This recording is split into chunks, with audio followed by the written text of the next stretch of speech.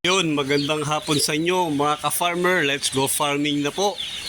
Dumating po kaninang alas 12 yung ating mga alagang sisiw. Ayan, may batik-batik po.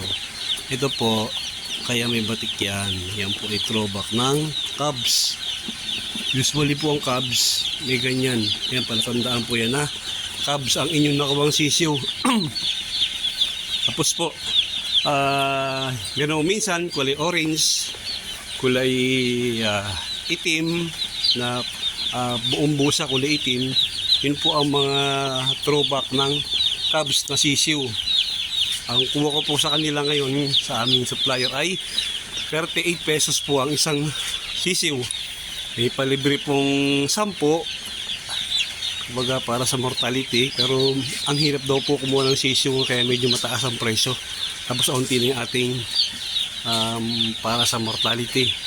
Ganun po yung aming supplier kapag kamusta po yung karga nyo yung last time. Pag medyo hindi maganda ang aming kinita, nagbibigay po sa ng pasobra, pasusunod na karga para mas paano makabawi-bawi naman sa nalugi sa atin or yung makabawi tayo sa ating susunod na karga. Preparasyon ng ating brooder house. Naglagay na po ako, nakabang na po ako ng tubig. Ayan po. Tapos ang kanyang mating po ay pino. May 2 days lang po yung kartoning kasi pagka matagal po yan nagiging basa din, nahihiga, hindi rin maganda. Tapos po ang kanyang ilaw ay dalawang 50 watts. Pero pag kulang pa sa init ay gagawa na lang natin ng paraan. Ang unang-una binibigay po sa mga sisiw kapag ating po arrival, binibigay ko po ay dextrose powder. Ayun po, para yung kanilang biyahe makabawi sila, ma-rehydrate po sila. Iba ginagawa naman po yung asukal na pula, yun ang ginagawa na parang glucose.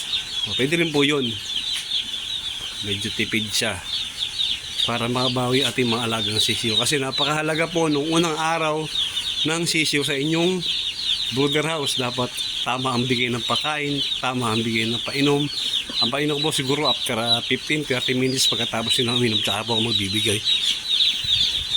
Ayan po. Ayan, matagal tayo hindi nakapagkarga kasi malamig ang panahon, pero ang sabi po sa weather update ay hanggang Marso pa rin yung ganitong lamig ng panahon.